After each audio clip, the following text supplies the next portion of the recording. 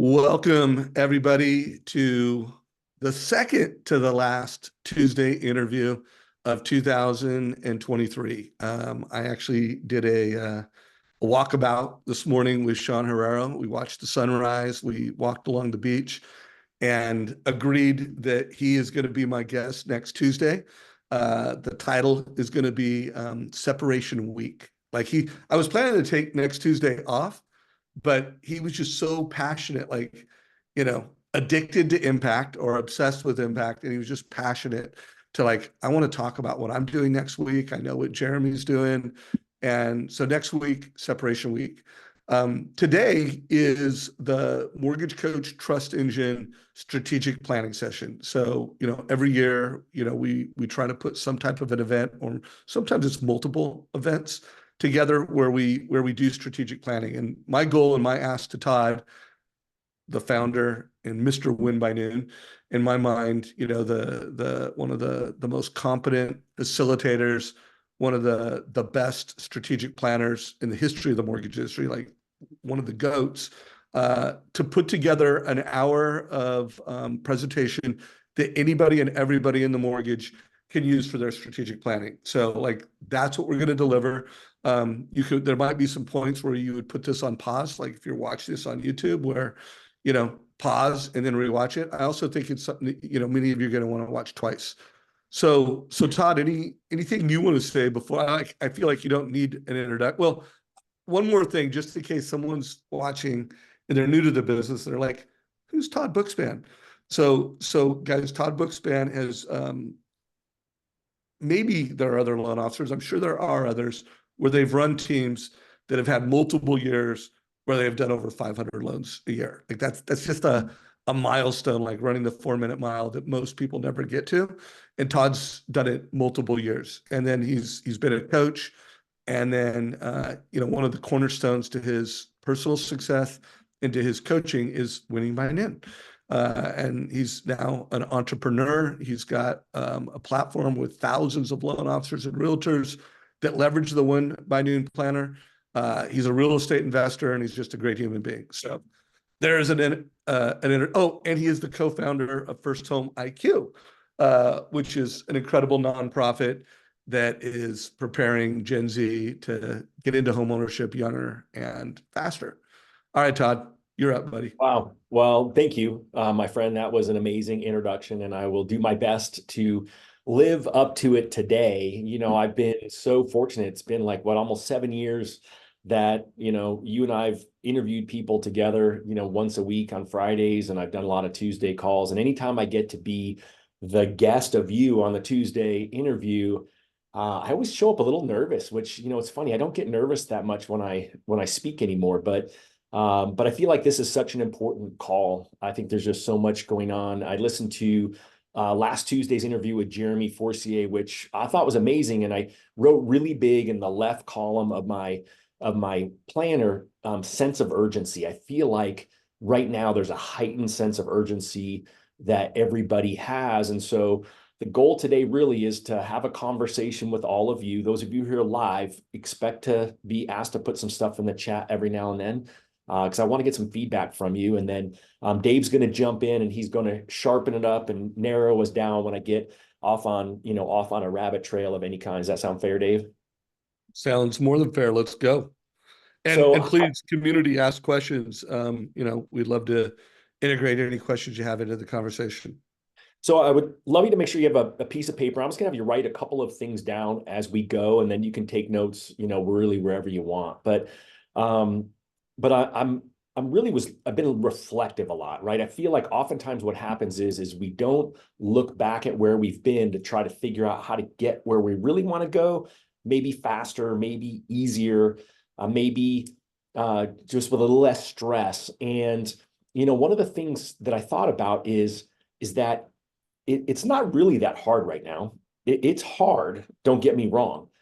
It's just really harder than you want it to be, right? There's still transactions out there. I've talked to lots of loan officers and realtors already this week who feel like there's some momentum coming in the market, right? We interviewed Dan Rawich last week. He talked about in Q1 next year, rates being in the fives, maybe even going lower by the end of next year. Another great interview if you haven't watched it. And I feel like there's maybe a little bit of positivity, but we have this sense of urgency around what's going on. And so I feel like got to sort of start with up here with a little bit of mindset. So, the first thing I want you to write down is just BWC, right? BWC. And the reason I want you to write that down is because I literally write that in my planner every single day. And I have for now about 2 years. And it's from Jonathan Roach, who's my coach. And Dave and I went to his Positive Impact Summit about 2 years ago. And he talks about being world class.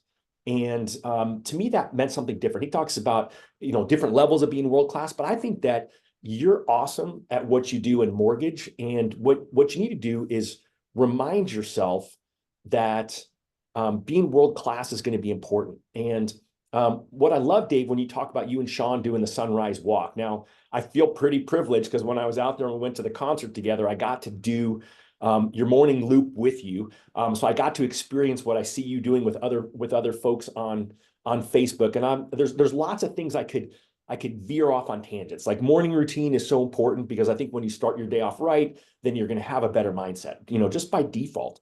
There's lots of pieces of it. And we can sort of talk about that real quick. I mean, gratitude is really critical, right? If you wake up in gratitude, it's really difficult to have your mindset go a different way. That could be, for me, literally, it's laying in bed before I get out and just thinking of 3 things I'm grateful for that are going to happen today.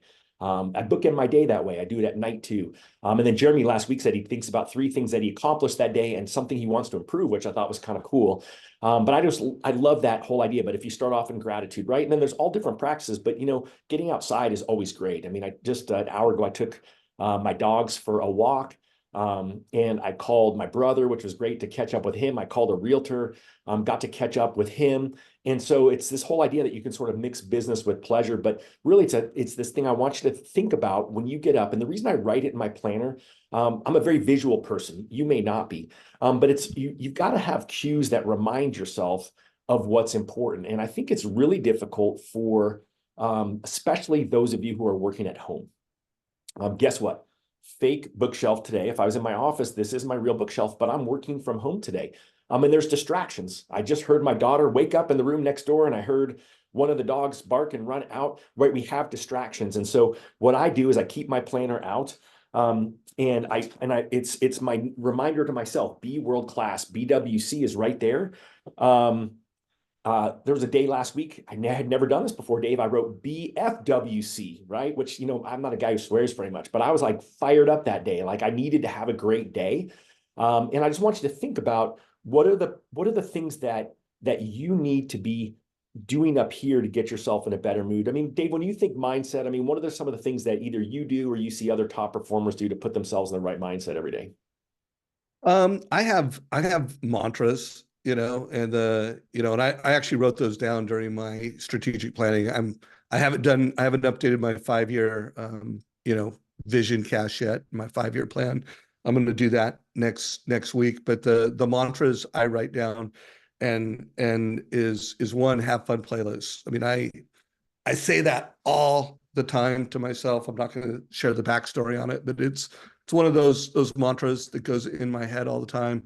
I have another one, always curious, always grateful, that just kind of keeps me in my practices of curiosity and gratitude, which I think are really cornerstone to who I am. I did add a new one that I've never said before, but you'll probably hear me saying it a lot for really the next decade. And I pulled it from the interview with Jeremy. I don't remember if it was my separation season with him, where he said my 2 words this year are obsessed and impact. And now I have a new mantra, which is obsessed with impact. So I ever since I did that interview with Jeremy, and I did 2 this month, by the way, anyone listening, he has the 2 most viewed interviews of the month so far. We'll see if Todd beats him with this one. But separation season, the first week of December is the most viewed video so far this month. And sprinting to the finish line is the second most viewed, followed by Dan Rodwich's update last week. So anyways, mantras, personal mantras that connect emotionally and fuel, my business strategies. I love it. I love it. In fact, it's funny because here under my BWC Be World Class, I have be curious and be self-aware, right? So, and I do think curiosity is a big, a big piece of it. And I think when it comes to client conversations, because we're going to talk strategically of how you should be talking to clients and realtors right now, but but I think about this whole idea of what we all have, the curse of knowledge, right? I mean, you're really good at what you do. You know what you know, but I do believe that because we are that good and we know we're that good, that we come across by telling people what we think they should do versus being curious about what they already believe so that we can help them come to the conclusion that we want them to come to. And so I just think it's one of those things, and it's really from my time, working with Phil Jones and really learning around the questions to ask to be more effective in conversation. But I just want you to think about that, whatever world-class looks like to you. And I would just encourage you to put some bullet points down or some sentences about it, because I think that you need to remind yourself every day as we go into next year is like, what do you need to be focused on today to be world-class? And I don't mean just in business, right? That could be as a friend, it could be as a spouse, it could be as a partner, it could be as a parent, could be as a leader, a coworker, whatever that is. But I think that we all need to make sure that we remind ourselves of things. I always have Post-it notes sitting around too, because I'll think of, hey, this is something I want, and I'll stick it on my computer just in case I'm not actually going to be looking at my planner at, some point of the day. I really think we just have to remind ourselves more often as we're going to, embark on this plan. Now, if you've never written a business plan before, I'm not going to teach it to you now. You can just go to winbynoon.com/business planning tool. And there's a free tool you can download, and it has a tutorial it walks you through when you go there, a class on that, or you can go to the WinByNoon YouTube channel. And I've taught business planning twice in the past couple of weeks. One to people in sales, primarily loan officers, and one specifically to realtors who brought their loan officers to the class. And so if you haven't written a business plan, that's just some free resources out there to do that. And we'll talk a little bit about that, because I can't have a conversation about 2024 with talking about what are the big goals. And so I think when it just comes down to this whole idea is, I just know so many people are struggling right now. And when you're struggling, you end up with lower confidence. And when you lack confidence, then it's hard to pick up the phone and make the calls that you need to make.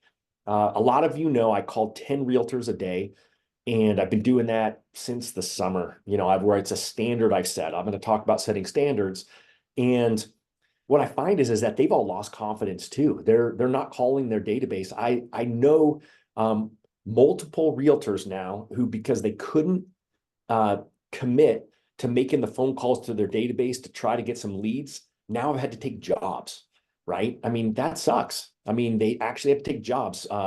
One's driving Instacart, one took a full-time job, one took a part-time job.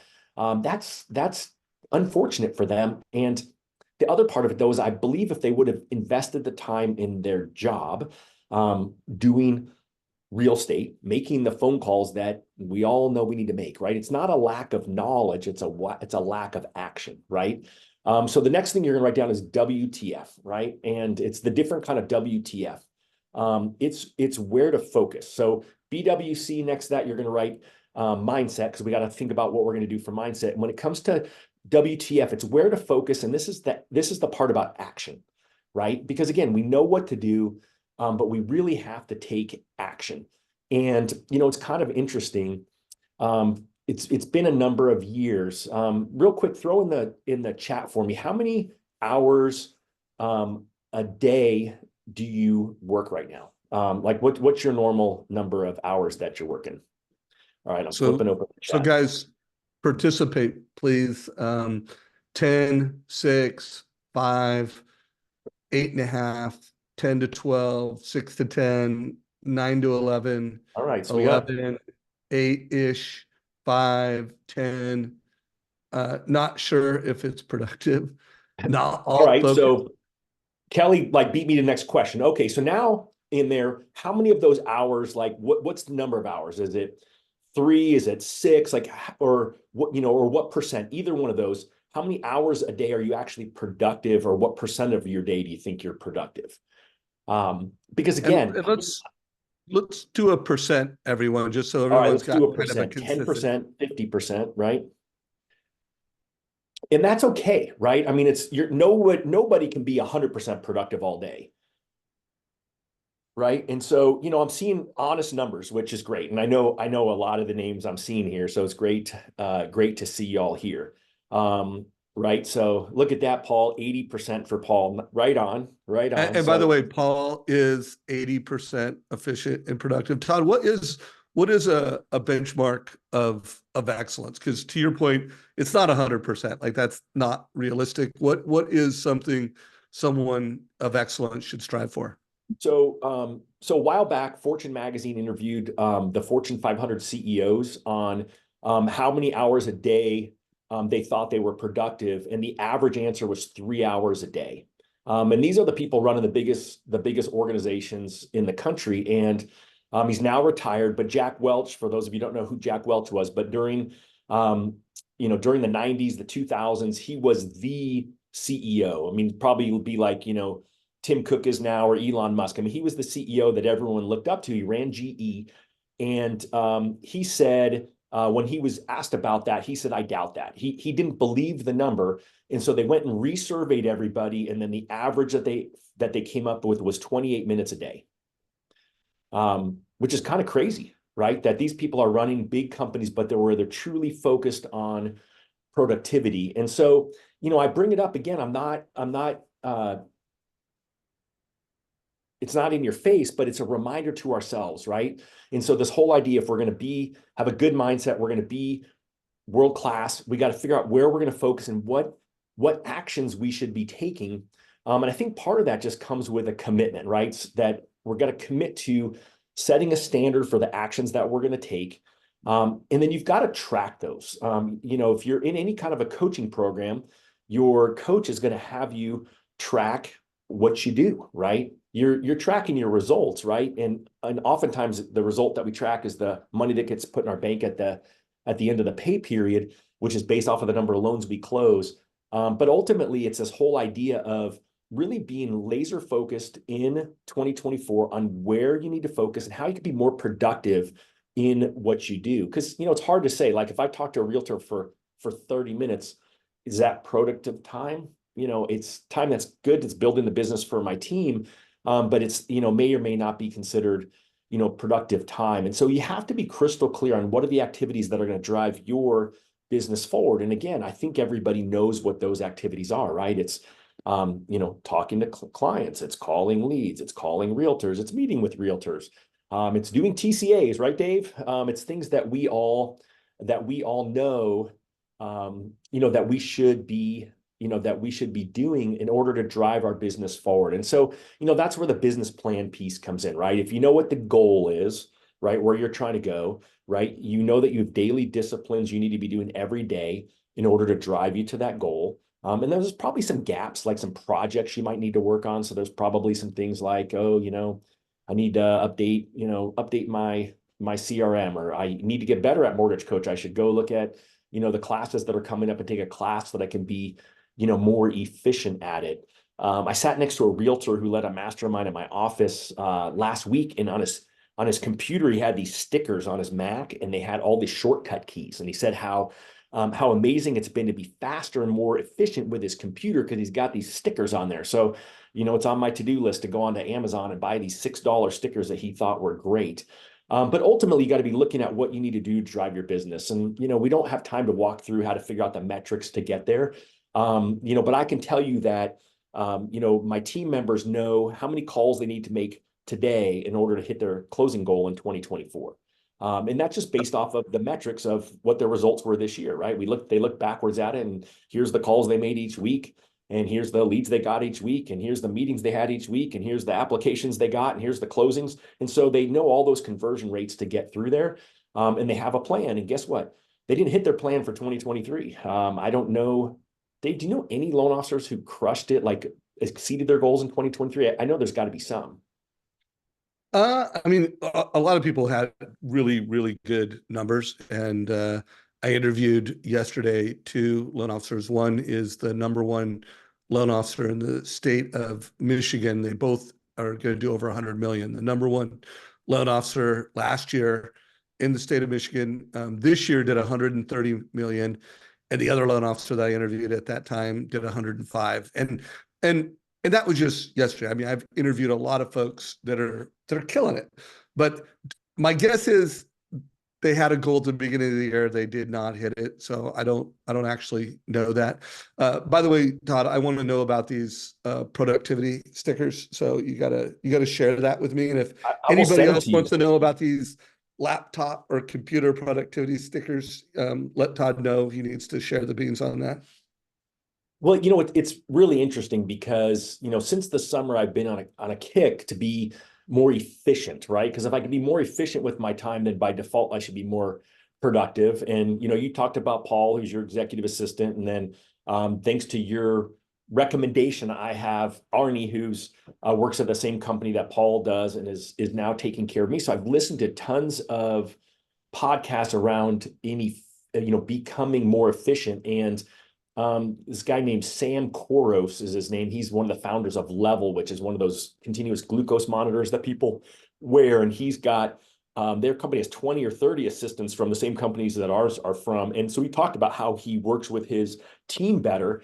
And what I realize is it doesn't just apply to executive assistants who work remote. It applies to your loan processor. It applies to an underwriter that you may need to reach out to. Is how can you be more efficient in your communications? And then he said that was the number one thing he does is he uses Loom to record his screen to show people what he does. And then he will watch other people use Loom, and he realized that nobody else uses these shortcuts. And he said you can spend 30 minutes to an hour and learn that and save hours a day was his statement on it. And I was like, all right, blinding flash of the obvious. Then I saw the stickers and I'm like, all right, time to take action. Real quick, Todd, do they look like this? Is this the kind of stickers they That's look it. like Those are this? the ones. Yeah, those are the ones. Okay. Okay, guys, I'll put a link to this in chat and And also there's shortcuts all over, right? I mean, I would say this, right? I mean, your goal is to buy back your time, right? And so, you and I both use SaneBox for our email, right? So you train emails, I mean, email's one of those things. The recent studies on email is that the average person checks their email 36 times a day, I'm sorry, 36 times an hour, right? I mean, that's a lot. And I think for a lot of you, that's not just your email, that's your Instagram, you're checking all your places where you might get messages. And then according to Harvard Business Review, the average person gets stuck in their email for 37 minutes at a time. So I was like, all right, the math doesn't quite add up because you can't be in your email 36 times and then get stuck in it for 37 minutes. But what it tells me is that people check it, and they don't actually look at it. So oftentimes when I do my operating system coaching, my highest reviewed class is my email class on how to be better with your email. And so my advice on email is just only check your email when you have time to respond, right? If you don't have time to respond, then it's not worth reading an email. You're driving down the road, you look at the email, you read half of it at a stoplight. And then you drive down the road to the next stoplight, you read that half, and then the light turns green again. And then you finally get to your office and you reread that half for the third or fourth time, and you read the rest of it. And then someone distracts you, and then you don't actually respond. And so you reread the email again later. And so this whole idea of just that one little change of I'm only going to open my email and look at it when I have time to respond. I'm only going to open up Instagram or Facebook to see what my messages are in there when I have time to respond to those messages. And of course, you got to be careful not to get dragged into the endless scrolling. If Deborah Bird was here, she would be giving us, here's how to use your social media proactively. I'm talking about the reactive side of it right now. And then set up rules, right? I mean, I've got so many rules set up that most of the stuff I never see anyway. And you get stuff like from your lock desk every day that says rates are out. Does it really matter that that rates are out? I mean, they come out at 9:30 approximately every day. And so that email should have a rule that sends it to trash, right? I mean, that's not an important, not an important thing. You get newsletters that you might read every once in a while. Again, just set up a news folder and send it there. And so just think through the ways that you can be more efficient in what you do. And so again, where to focus, right? So it's this whole idea of, really kind of committing to something, like set a standard. So for me, I already told you, I'm calling 10 realtors a day. So for me, it's visual. So I use my planner and I put a box around my quality conversations, and it's 10. It's either talk to on the phone, have a conversation with, or see them face to face in person. It could be on Zoom, right? Like I was on in a mastermind yesterday with 11 realtors for an hour. I multitasked on that. I actually walked. And so I walked outside on Zoom. That's my best hack for being in masterminds with realtors, is that I actually walk while I'm talking to them. So I'm getting an exercise, and then I can't multitask. I can't check my email. I can't do other stuff because guess what? I'm on Zoom and I'm walking. And so that's been a lot of fun. I've been doing that since the summer. But you got to think about what it is that's going to drive your business forward. And if you don't know the numbers, you don't have to know how many people you have to talk to in order to get to your closed loans. Kind of helps because then you can gamify it.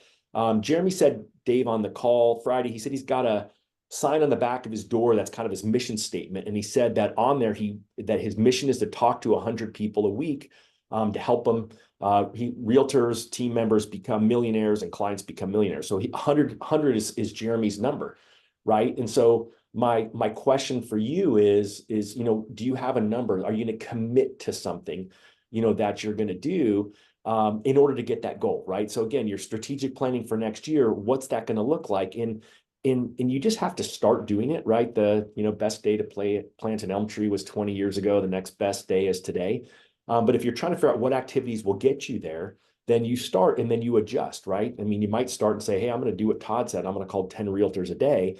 And then you might get a month down the road and say, well, that really sucked. I didn't get any more transactions than when I wasn't calling 10 realtors a day. And then I'm like, okay, great. Then why don't you go to 12 a day, or why don't you go to 15 a day, and figure out what that needs to look like. The other thing that you should be looking at, Jeremy said to call your database, right? I mean, Dave, is there anyone who shouldn't be calling their database right now?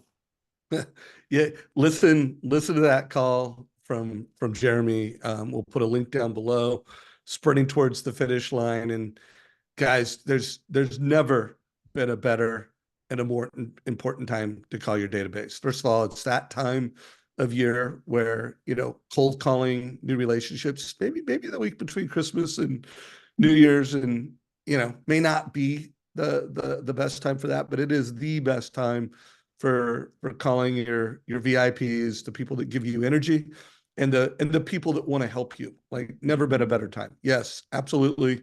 And we'll put a link down below. One of the best interviews of the year, sprinting towards the finish line with Jeremy. He answers that question in quite a bit of detail in the second half of the interview. And he does a great job because Jeremy is the king of keeping it simple, right? Jeremy's all heart, all relationship, and he doesn't overthink it. And that's a gift that he has that you may not have. You may not have the gift of being comfortable calling somebody who you haven't talked to in a year or two, or being comfortable in calling a new realtor, and that's okay, right? But you're going to have to do it if you have that high sense of urgency of getting stuff done. I didn't share my picture, so this If you was want my to be world class, yeah. world class mortgage professionals, keep in touch with their database. World class professionals, when they call their database, they're giving an annual review and they're using MortgageCoach to deliver advice. It's all about, like, good is the biggest enemy of great. And so it's a lot easier to not be world class, but world class people do that. Yeah, I love that. And it's, for Jeremy, he just makes it so easy to ask for referral too. We all, I've never been great at it. And so let's kind of walk through the database call, right? So, again, it would be silly not to be calling your database. So I called it the 100K challenge, and said, anyone who actually does this can make 100K over the next 6 months. And, I can tell you that the people who actually made the phone calls to their database and followed just kind of a simple structure I'll walk you through, all have booked at least $100,000 of revenue, if not more, for next year, when they hit these magic rates. But, the bottom line is that we don't call our clients for a couple of reasons. I already said, because we're lacking confidence right now.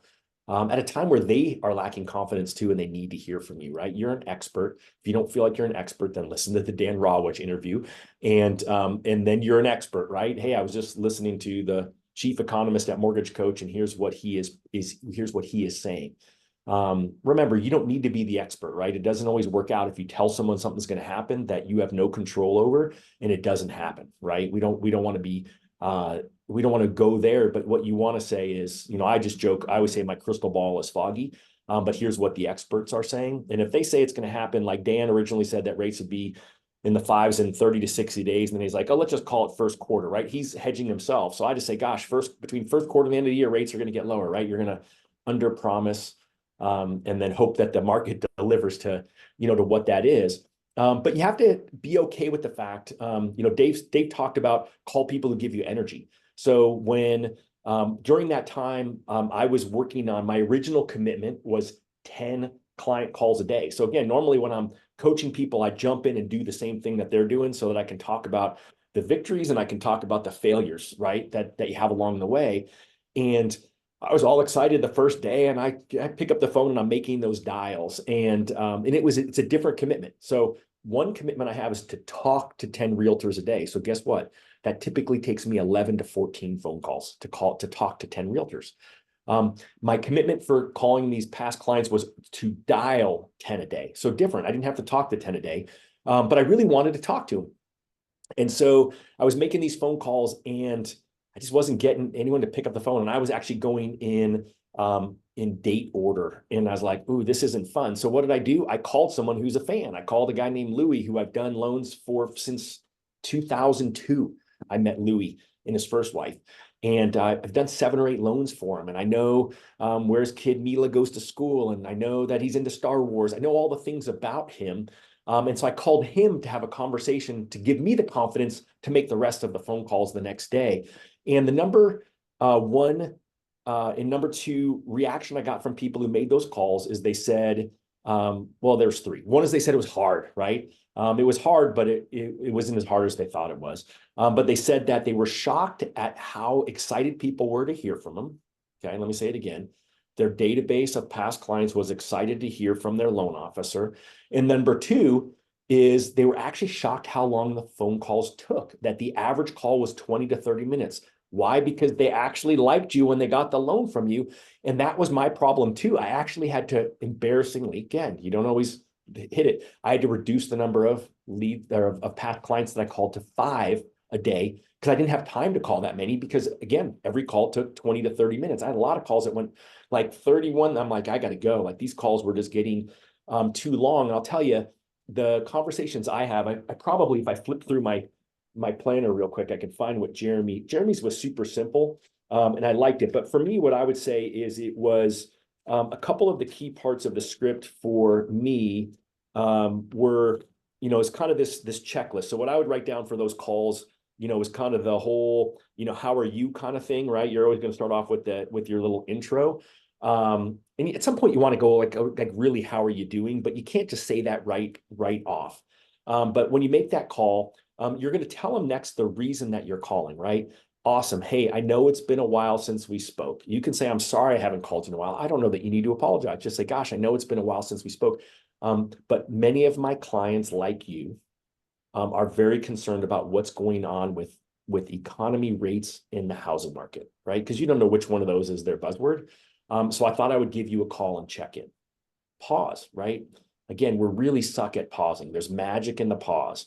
And so then pause, and they're going to say at that point, oh, I'm not worried about it. No, they're probably going to say, oh gosh, I wonder what's going on. What's going on? And then have your little pitch, whatever that looks like, right? Whatever that pitch could be awesome. But you know what? Your market better than I do, but most markets, it sounds like, have low inventory, and that we all think that when rates go down, that, housing is going to stabilize and maybe even go up, and that there might be, a different market. So you got to figure out what that conversation is. And then you're going to ask the question that I learned from Josh Metal on one of these calls, Dave, years and years ago, which is, how's your debt outside of your mortgage? Okay. It's a very simple question. It's not like, do you have credit card debt or car debt? It's how's your debt outside your mortgage? And then you pause again, and they're going to say good. You're going to be like, what? They're going to say good. And so then you have to follow up with this. Now, I learned this from talking to Louis, because I said, how's your debt outside your mortgage? And he goes, oh, it's good. We pay off our credit card every month. We got one card with a balance, but I'm going to get a bonus at the end of the year, and then I'm going to pay off the credit card. I'm like, oh, that's awesome. That's awesome. And then he goes on to tell me that he's getting laid off. And then he goes on to tell me that other people are getting laid off. And then I say, wow, that sounds really tough. Like, and everything, and if, sounds like a rough year. And he says, oh yeah. And we also had to buy new cars. Both of our cars died at the same time. And I'm like, oh, so no auto loans? And he's like, oh yeah, we got 2 auto loans too. And I'm thinking to myself, you just told me that you have no other debt. And so then I had to change my script, right? So my script is when they say, oh, my debt is good, I say, oh, great. So no new auto loans, credit card balances, or student loans. And then I realized, then people are like, oh yeah, I still have that car loan, right? So then they're going to tell you again, why was I asking those questions? Because we were looking for cash out, refinance, or HELOC opportunities, right?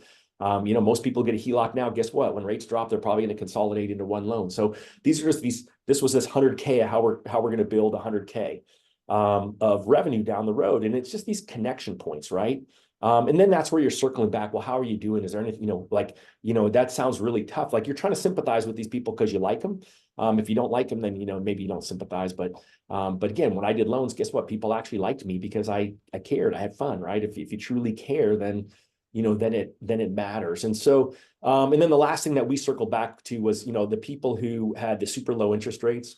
Again, realtors always say buyers are liars, and I don't like that, right? I don't think that they're intentionally lying. They just don't always necessarily want to hurt the realtor's feelings, right? We don't want to hurt our clients' feelings, and they just don't say these things. And what I found is that you would say to somebody, they'd be like, Todd, that was awesome. Your team got me a 2.99 rate. I'm never moving. And in my head, I'm thinking, you sound a little older.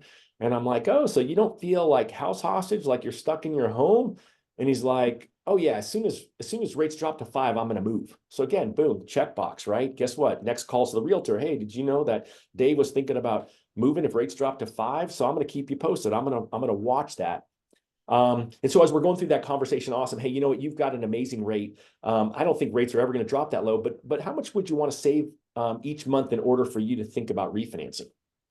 And again, you get miraculous answers. Like, I mean, I had someone say, I need to save $500 a month before I'll refinance. And I'm like, you got a small mortgage. Really? You need to save $500? I'm like, gosh, most of my clients just say $100 or $200. So you actually wouldn't refinance till your mortgage went down that much. Like, oh, actually $200 sounds good.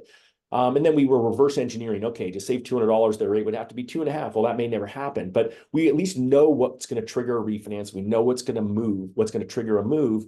And then for the people who we've financed in the last year and a half, that's super easy. I mean, you've already financed some clients close to 8 that actually can refinance probably now and save money, but then you have an early payoff. So you got to be really careful. So one thing I would tell you is we're good citizens in the mortgage coach community.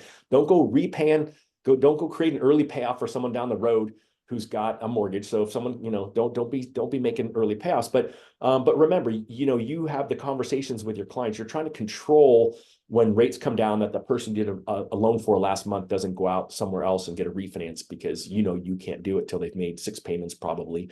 And, which is probably 7 months down the road. And so a couple other scripts, right? So awesome. Hey, you know what? Gosh, you know what? You definitely bought at the right time because I think that prices are going to go up next year. But gosh, you bought at the wrong time for interest rates, right? Interest rates are already starting to come down. Remember, I have your back.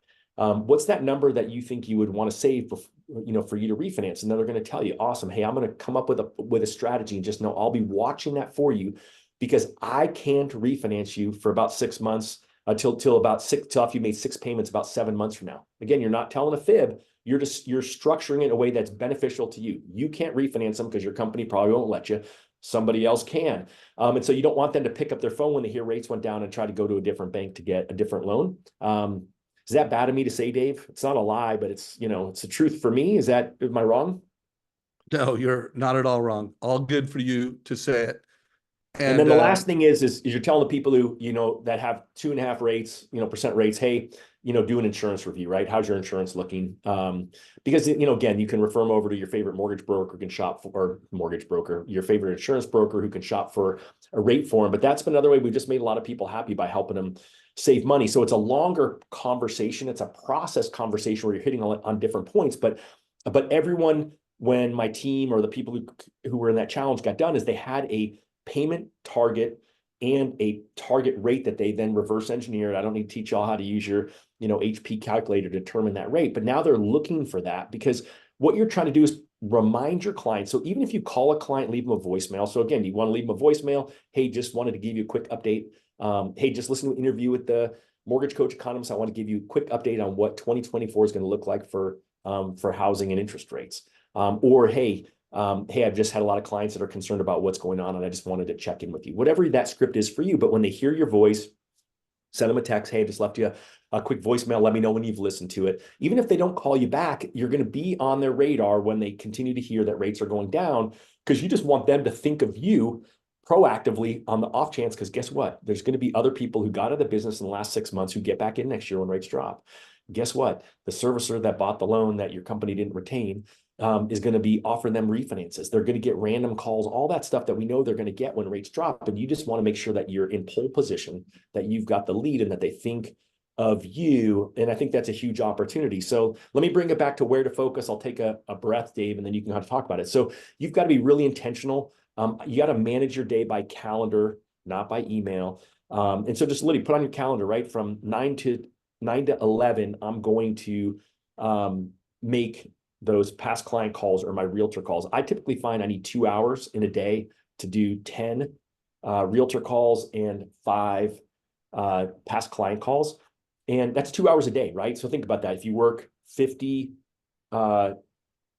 weeks a year, that's 10 hours a week. That's 500 hours a year. We're not like, that's not a ton of hours to work, but I think you just got to focus. If you can focus on that first piece and just get those things done again before you get distracted by everything else, then whatever that strategic plan is you create, I think you have an opportunity to get there. So that is WTF, action, where to take action, where to focus. Yeah, and just a reminder, if you all didn't write that down, where to focus, manage your day by calendar, not by email. You know, the focus needs to be on the plan. So remember to put your questions down below, you know, for more questions around how to conduct an annual review. I mean, I think we actually have a playlist, not think, we do. We have a playlist called Annual Reviews. Also, we covered that in Jeremy's call. But Todd, in these, you know, and not that you need to spend the next 20 minutes, but from a strategic planning perspective, could you just outline, you know, some of the best practices? You know, one of the things I started doing, I don't know, 5 years ago is doing a 5-year plan, you know, having a vision, a 5-year vision of myself. But I know there's, you know, there's other ingredients of annual planning that are in the WinByNoon planner. Would you mind just giving everybody an overview of that, just so that, you know, they've got kind of a checklist to follow and they can come out of this conversation with, you know, this is what I need to do so that I step into next year and I'm locked and loaded. I've, you know, planning done. What does that look like?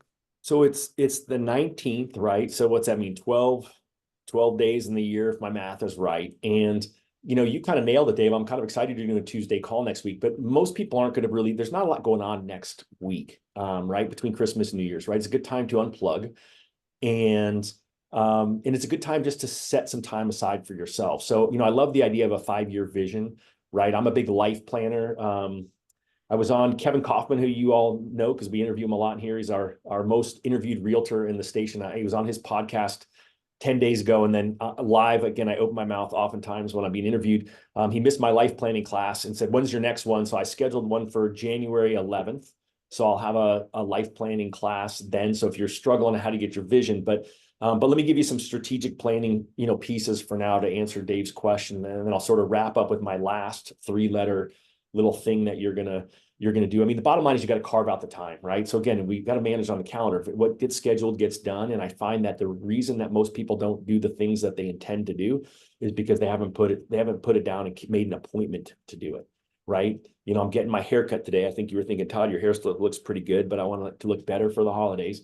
And it's on my calendar. Guess what? Then it's going to get done. But if I actually calendar like making my phone calls, because if I don't, then it's just easy to get distracted by something else. So you got to calendar the time to do it, and then maybe a place to do it. You got to get out of your house. I find that when I'm doing planning, if I'm going to plan for half a day to a full day, I actually have to plan a couple of locations or maybe a couple spots within a location, because I get tired of just sitting in the same spot. I got to get up and move. But you got to schedule the time first, and then you got to sort of decide what your framework, you know, is going to look like. And if you haven't done a business plan, then that's the easiest one to do, right? Most people can't look out really, really far. Most people can look out. A year is hard, but you typically want to look out, you know, 3 to 5 years out the windshield of where you're trying to go. And again, the reason you're creating a plan is because that's what's going to draw you forward, right? I mean, you've all had it happen where you set a mental goal for yourself. maybe even wrote it down and it actually happened, right? Vision is really a powerful tool.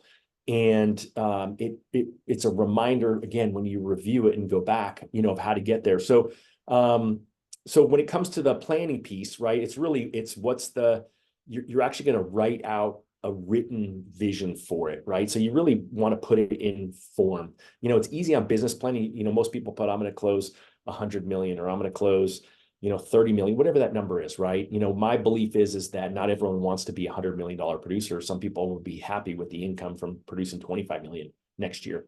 Right. But you gotta write that out. But what would it really look like? Like, what's a vivid description of what you want that part of your life or your business to look like, right? What drove me to be a $100 million producer after I got stuck for a few years at 80 million? Again, it was a great number.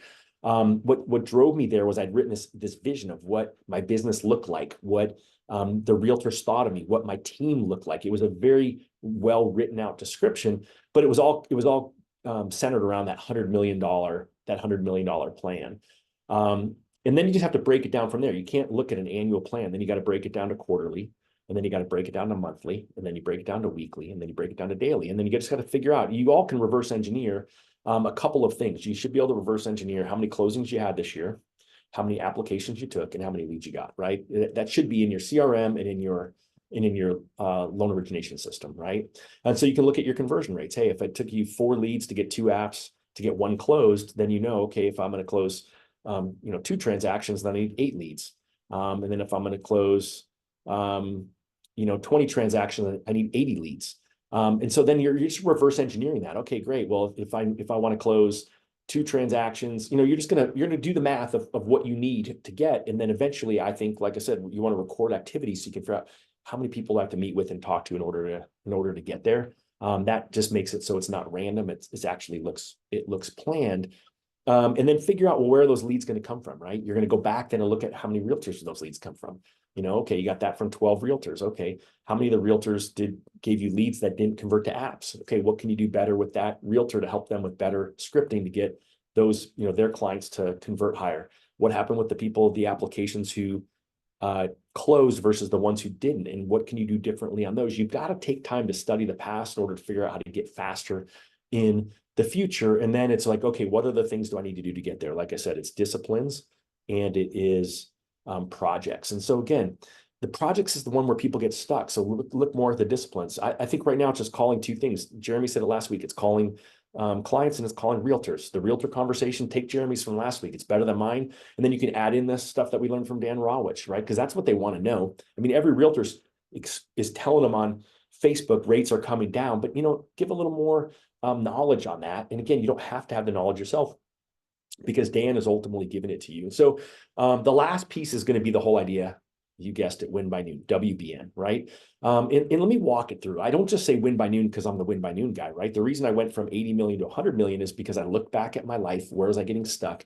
And it's because I got to the end of the day and I didn't get those most important things done. Why didn't I? Because I did all the other stuff in the time. And so one of the other things I'm writing on the top of my planner today is opportunity cost, right? Think about it. Every time you say yes to something, you're saying no to something else, right? Okay. When you say yes to something, by default, you're saying no to something else, right? You're watching this now live, or you're watching this in the recording, and there's other things you're not doing that you're saying no to. And so you have to think through, what's that costing me to do it? And everything that you're doing is driving you one direction. It's driving you forwards, or it's driving you backwards, right? And the whole goal is to do less things that drive you backwards. Some keeps you stuck in neutral, right? That's the analysis paralysis. That's the fear. Those are the things. But it's really what's gonna drive you forward. And the easiest thing to say is no, right? I have a commitment at that time. I've given you all that script before. That's an easier script. I have a commitment at that time than no, and making an excuse, or I'm assisting a client. Because again, the commitment's to you, or it's to your family. It could be to your partner, your real estate partner that you said you would call and you haven't done it yet. Yes, you have a commitment to call their leads. Just things like that. And then just think about this idea that winners know how to win. I just listened to an interview on a podcast by Rich Roll, who I love. He's an endurance athlete guy, and he interviews a lot of athletes, and he interviewed a guy named Mark Cavendish. So my previous life, I was just talking to Paul about this before, and I was a cyclist. I owned bicycle stores for 10 years. And so I love Listen, this guy is the most prolific Tour de France stage winner in history. And he's a sprinter, sprints to the end. And he just says, gosh, you know what? Winners just know how to win, which is something I've kind of always said. And you know how to win. It's just the question is, are you going to do it? And so the whole idea of managing by calendar, knowing where to focus, and being really intentional around those things you've committed to, is then just do it first. You know, I mean, again, we all know it. We make excuses. Oh, I better get this pay stub right now, or oh gosh, you know, whatever that is that's going to get in your way. I would say don't let it get in your way. Just get those calls done. And I'm proof of it, right? I live a little different schedule than most of you who do loans, right? I've got WinByNoon, we've got First Home IQ, we're getting ready to do Modern Mortgage Summit again next year. We've got all these other projects that I've got going on, and I'm doing these other crazy things just so I can be better when I get on these calls and teach you all what's working and what's not. And but I found the same problem. If I did them, even if I scheduled in the afternoon, it was harder to get it done. The days I failed were the days where I just couldn't do it. I had these other things I committed to in the morning that were important at that time. And I'm like, oh, I'll call those past clients from 2 to 3. And then I'm like, oh shoot, it's 3 o'clock and I didn't get to it. And I would say this, when you create a standard, right? So when it was 5 a day, if I called 4 today, guess what? I called 6 the next day, right? It wasn't like, oh shoot, sorry, you know, that went away, right? You got to you know, commit the standard and roll forward on it. And so I think it's just really critical, the whole idea of, it's the philosophy of, right? You gotta know what to do. You got to encourage yourself to do it. And then you got to eliminate the distractions by just doing it first. And so sometimes when you have to eliminate distractions, it's also, right, it's the blinders for humans, right? You've got to move yourself out of harm's way. It's really hard for me to work at home if I work in the kitchen where the family could be. If I work in the bedroom, so I work in a spare room because there's no distractions in here. You know, when I'm at the office, guess what? No distractions, because it's the office. That's the beauty of it. But the distractions there are, you know, the same distractions we have, phones and these other things that, you know, that can get in our way. So I think it's this whole idea of, you know, let me kind of sum it up, and then I see a couple of questions I can answer on, you know, on here. But I think it's this idea of, if you can convince yourself in your mind, like, I know you're great. You still wouldn't be in the business if you weren't, right? You might not feel as great as you felt a year or two ago, but you are great. So it's this whole idea of being world-class, focusing on your mindset, remembering where to focus, right? And what are those actions I need to take, right? Do the strategic plan, do your business plan. And then those are the actions. Use calendar to get stuff done. Don't be fooled by the things you know you shouldn't be doing, email, Facebook, those kinds of things. Keep score, make commitments, you know, and make those commitments. You know, the whole goal is to keep yourself accountable, right? I tell you all these things because I have to be accountable. If I tell a group of 400 loan officers that I'm going to make 10 calls and I was like, shoot, I can only make 5, it's kind of embarrassing, right? But then I made sure I made the 5 calls a day after that I said I was going to make, because it was accountability, right? The other things are just self-accountable, right? I'm keeping myself accountable in my planner every day. And then just do those things first, right? I mean, we know we have the opportunity, right? Winners know how to win. And you've all gotten to the end of the day and not gotten those important things done. And I promise you, if you just say, gosh, I'm going to do that right now before I do those other things, you're infinitely more likely, you know, to get it done. And then I'll answer some questions. All right, Dave, what thoughts do you have for me before I jump in on some of these questions? No, I just keep hearing that little mantra, winners know how to win. And we just ask everybody to think where you're at today. You know, are you winning by your standards? And what would you give yourself on a scale of 1 to 5? You know, like level 5 leadership is something that Jonathan Roach talks a lot about. But I would just ask you, you know, where are you at right now on a scale of 1 to 5? Being that, hey, I'm winning, you know, I'm doing the right things. I'm winning the day. I have a plan to win the year. I'm breaking it down, win the quarter, win the month, win the week, but most importantly, win the day. You know, I truly believe that mortgage advisors, data-driven mortgage advisors are more valuable to consumers. So where are you at in terms of being an advisor? You know, are you a level 5 advisor? That is something that everybody can control. You cannot exactly control if a realtor refers you business or not. You can influence it, but you can't control it. You can't totally control how many loans you're going to close this year. You can influence it, you can plan it, you can be your best. But I would also push everyone to that there's one thing going forward in mortgage, that being an advisor, going beyond the transaction and helping consumers build wealth with real estate, sustainable ownership, and financial freedom. Those are the goals. And if you are not able to really deliver advice going forward in mortgage and in 2024, get gamed up. We have a webpage, trustengine.com/10x. I'm going to continue the 10x challenge through the month of January, but get after it. So Todd, you got 5 minutes left. Do you want to hit a question, or do you want to make I'm sure? going to give some short Charles answers. So someone said if they're newer in the business and don't have a database, the bottom line is this: you have a phone. So if you go to your phone, it works on iPhone for sure. When I click on my iPhone and I hit contacts, and then I go here, it tells me here that I have, when I go you forward, I've got 1,382 contacts. So, y'all don't think you have a database, but you do. Anytime I've asked a room full of people, it's ranged anywhere from 200 to 55,000. That was a title rep, by the way. But you have a lot of contacts in here. You just have to call those people. Hey, awesome. Hey, I'm not sure if I think that I recently got in the mortgage business. And I'm looking to adopt some clients to get some practice, right? Dave talks about this all the time on TCAs, right? So, I'm looking for some clients that I can set up some future refinance TCAs. Would you be open to having a conversation with me about your mortgage? Really, you're just trying to get their mortgage statement so you can create a TCA and show, what, your rate's at 5. Rates are at 7 now. You're not going to save any money, but if rates got to 4, here's what it would be. And you can have the same conversation I just had with them. You can also ask them, hey, by the way, when you bought your house, did you use a realtor? The answer is going to be probably yes. Awesome. Did you like your realtor? The answer is probably yes. Hey, would you mind doing a quick text introduction between me and them? And then that way they're going to feel obligated when they're like, Dave asked me, Dave connected us. And that's a realtor that you can have a conversation with. And again, if you're newer, the conversation is, hey, I'm brand new. Would you mind sitting down? Can I buy you a cup of coffee so you can help me understand what's important to you as a real estate agent to get from a loan officer? And they're going to, the right realtors, in fact, most realtors will do this. I found when I got in the business, about 80% of realtors that were brand new, or when I was brand new, even some huge producing agents would give me time. Sometimes it was only on the phone, not in person, but they would give me their advice because I asked for it and they wanted to feel valuable. Someone's asking about how to keep confidence. It's going to sound really corny because we already kind of hit on it. For me, it's around gratitude in my morning routine. And then I also realized late in life that your evening routine matters too, because of how you wind down your day helps. But I really find that that getting up and only focusing on positive content. I'm a person, I haven't watched the news in years.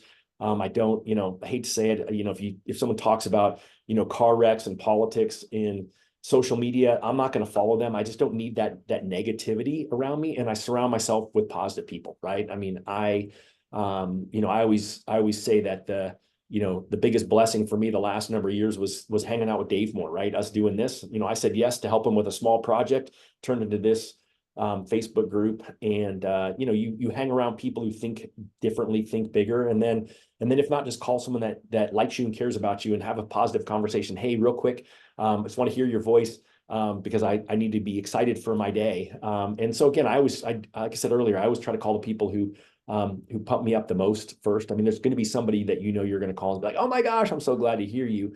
And then take that next hard call right after that.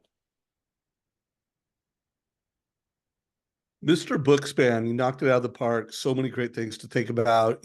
I hope everybody got value from today's call. You can go back and re-listen to this, share this with folks. This channel, Trust Engine and YouTube, or in Mortgage Coach YouTube, has so much value. But I just urge people, go back and listen to last week's call with Jeremy, the person who asked for some scripting. Todd nailed it, but we spent 20 minutes on that, and second half of that call, check it out. Please, as you wrap up, give us reactions. What did you think of today's call? Give Todd whatever mark you want. Todd, any closing thoughts before we wrap it up? I first off, I talked about gratitude. You know, Dave, as always, another great year. Not just seeing you on Zoom, but spending time with you. You know, just means a ton, and it just means a ton that you guys are all here watching this, whether you're watching it live or afterwards. You know, I feel like I'm a broken record, right? We know what we need to do. We just need to do it. And so what I hoped today that I did was help give you a little different context and framework, a few different updated scripts and some things that you can do to take action. It sounds really weird. You know, you may have some extra time over the next 12 days before the year ends. You know what? People will be happy to hear from you. There's great opportunity because guess what? Nobody else is calling them. And so you have that opportunity too. But, you know, regardless of what you're doing for the holidays, whatever it is, I hope it's awesome. And anything I can do to be a help to you in the future, just let me know. If you head to toddbookspan.me, it's got a bunch of links to the, you know, free trial of WinByNoon, to, you know, any classes I'm teaching, all that kind of stuff. And I'm just looking forward to a lot of fun in 2024 with y'all. All right, my man, I appreciate you. Everyone, this call is a wrap. However you celebrate, Merry Christmas, Happy Holidays. We will be doing another interview this Friday. I will be doing Tuesday after Christmas with Sean Herrero. But until then, have a great day, everybody. Take All care. right. Thanks again.